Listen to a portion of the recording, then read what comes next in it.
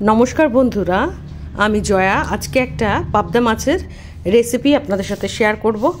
आज के रान्ना करेछि पाबदा माछेर तेल झाल सर्षे पोस्त दिए। ताई जोन्नो प्रथमे बाजार थेके पाबदा माछ आना हयेछे। पाबदा माछगुलोके भालो करे आमी जल दिए परिष्कार करे नियेछि। साइजगुलो खूब भालो छिलो माछगुलोर, बेशी बड़ो छिलो ना बेशी छोटो छिलो ना, मिडियाम साइजेर माछगुलो आना हयेछे। माछगुलोके भालो करे जल दिए परिष्कार करे एके एके नुन हलुद दिए देওয়া हलो। एबार नुन हलुद दिए माछटाके भालो करे मेखे निয়েছিলাম हाथ दिए।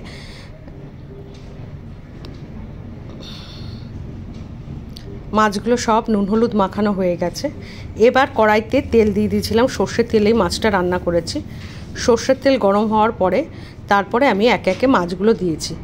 আর এই মাছগুলো খুব নরম মাছ তো ভালো করে সরষের তেলটা গরম করে তবেই মাছগুলো ছাড়তে হয়, না হলে কিন্তু তেলে লেগে যেতে পারে ভালো করে তেল গরম না হলে। একে একে মাছগুলো সব ভেজে নিচ্ছি। এক পিঠ হয়ে যাওয়ার পরে আরেক পিঠ উল্টে নিলাম।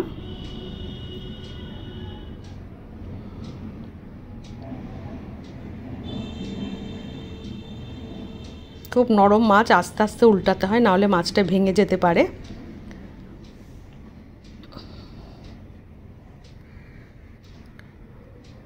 प्रथम जे चारटे माछ दिएछिलाम सेगुलो माने थालाय तुले निलाम।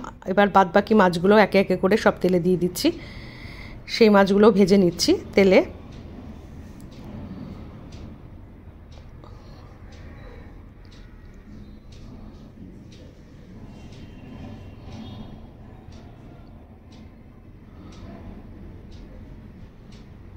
এভাবে সমস্ত মাছগুলো আমি এক এক করে ভেজে নিলাম। ভেজে একটা থালার মধ্যে তুলে নিলাম।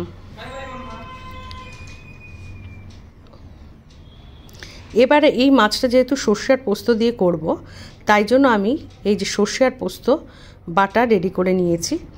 আর কাঁচা লঙ্কা বাটা, আর কাঁচা লঙ্কার মধ্যে সাদা এই সবুজ কাঁচা লঙ্কা এবং লাল কাঁচা লঙ্কা দু ধরনের কাঁচা লঙ্কা বেটেছি। আর এখানে আমি 3 চামচ পোস্ত আর 2 চামচ সরষে দিয়েছিলাম, দিয়ে এটা পেস্ট করে নিয়েছিলাম মিক্সিতে। আর মাছ ভাজার পরে সেই তেলে আমি একটু কালো জিরে শুকনো লঙ্কা ফোড়ন দিয়ে দিয়েছিলাম এবং ভাজা মাছগুলো ওই শুকনো লঙ্কা আর কালো জিরের তেলের মধ্যে দিয়ে দিয়েছিলাম। আর এই মিক্সিং জারে যে পেস্টটা করেছিলাম সর্ষে পোস্ত, তার মধ্যে একটু জল দিয়ে দিলাম, মানে গ্রেভির এই জলটাই আমি এই মাছের মধ্যেই দেবো। এটাই গ্রেভি, মানে মাছের ঝোলটা এটা দিয়েই তৈরি হবে, ঠিক আছে। এবার এই জল দেওয়ার পরে মানে সর্ষে পোস্তর পেস্টের মধ্যে সেটা জল দেওয়ার পরে সেই জলে কিন্তু আমি নুন বা হলুদ কিছু দিইনি। এই জলটা এখানে ঢেলে দেওয়ার পরে তারপরে আমি একে একে নুন হলুদ দিয়ে দিচ্ছি। আর এখানে যে মানে কাঁচা লঙ্কা বাটা, মানে লাল কাঁচা লঙ্কা এবং সবুজ কাঁচা লঙ্কা বেটে রেখেছিলাম, সেই কাঁচা লঙ্কা বাটাটা প্রায় 1.5 চামচ মতো দিয়ে দিলাম। দিয়ে এবার এই ঝোলটাকে অনেকক্ষণ ফুটতে দিতে হবে। যত বেশি ফোটানো যাবে মাছের মানে মাছের ঝোলের স্বাদ কিন্তু তত ভালো হবে।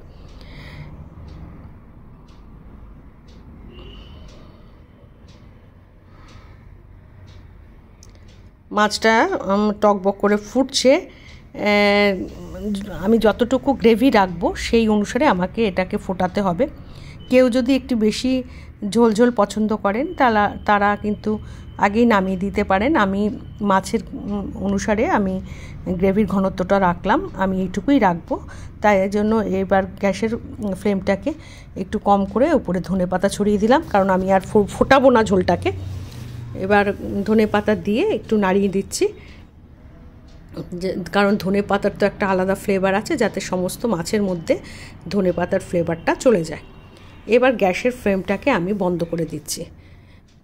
দেখুন আমার যতটুকু মাছের ঝোলের ঘনত্ব থাকা দরকার ঠিক ততটুকুই আমার মনে হচ্ছে এখনই বন্ধ করে দেওয়া উচিত। আমি বন্ধ করে দিয়েছি।